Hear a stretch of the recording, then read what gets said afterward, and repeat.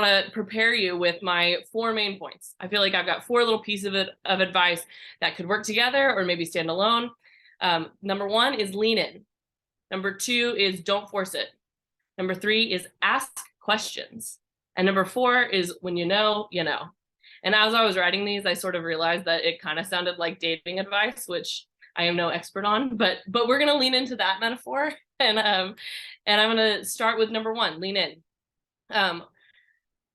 I encourage you to think of a light bulb moment as like a meet cute. Sometimes inspiration strikes when you least expect it. Sometimes you're going to fall in love out of the blue, but probably it's going to be more likely if your eyes are open and that's what you're searching for. So keep that tab open at all times, kind of have it like, running in the background.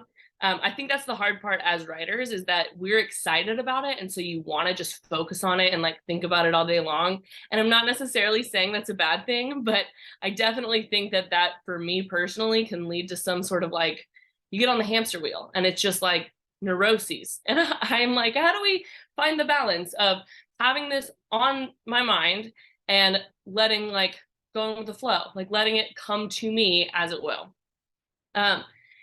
And so that's how I come to don't force it. I feel like you've got to figure out how to sit with the discomfort of not necessarily knowing what comes next. So keep that tab open, but don't try to get a square peg to fit into a round hole. If you force something like that, the way that I am very inclined to do, you might find that it's not going to lead you to where you're actually ultimately trying to go. So it's all about like identifying what your target is, and that might be a feeling, or it might be an actual end plot point, something tangible. It might be being able to say a specific thought or a specific statement, having your characters have a dialogue that's important to you, just to have that conversation and ask those questions. I wrote, the puzzle doesn't look good if you've crammed all the wrong pieces into places that they weren't made to fit.